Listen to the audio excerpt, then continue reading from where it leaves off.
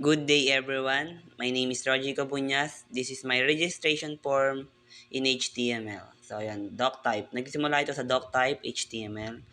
So gumamit ako din ng doctype upang maayos na lumabas pagdating sa web.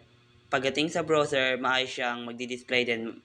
Malalaman ito kung anong uri ng HTML ang ginamit. Tapos pagdating sa webpage is maayos itong lalabas. So nagsimula ito sa HTML, head, body, then kagaya nung nasa may taas, kasi same lang din siya, same lang din dapat siya sa may baba, magtatapos siya sa HTML.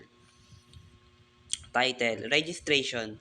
Sa title naman, ito yung magde-display dun sa web page kapag niran mo siya. So, web registration. Then, sa style, gumamit ako dito sa registration, gumamit ako ng style. So, ginawa ko siyang color white. So, kapag nag-run siya, magiging white siya. Then, sa may body naman, punta tayo sa body. Gumamit ako doon ng low keys lang. Or ito yan, heading number 6. So, sa label, email. Then, gumamit ako ng email din sa pagdating sa type email. So, kagaya din sa user, same lang siya ginawa ko lang naman siya magkakaiba lang sila sa pagdating sa may type. Sa username, text, then sa may password.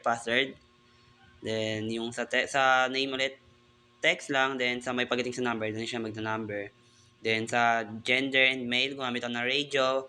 Pagdating sa radio, kasi isa lang yung pagpipilian mo. Pag gumamit ka ng radio, isa lang ang pwede mong piliin. Kagaya nung sa gender, like, kung male ba or female ka. Then, pagdating naman sa may date, so, yan. Gumamit ako dito ng date para isahan na lang kapag pipili ka ng date, pwede ka na lang mag-scroll dun sa may baba, makikita mo lahat ng year, months, and day. So, yan. Then, pagdating sa sabi, gumamit ako dito ng type, checkbox. So, pagdating sa checkbox, pwede mo siyang check lahat. Yun lang. Then, siguro sa paragraph, so, madali na lang ito. Paragraph, then yun, line na lang ginawa dito sa my style. Background color ko naman, sa pagdating naman sa my background ko, gumamit din ako ng style. So, ginawa ko siyang sky blue o powder blue.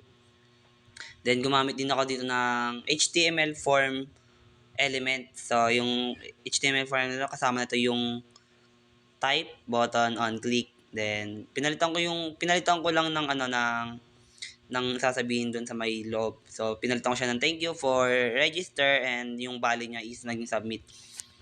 Then, thank you. That's all.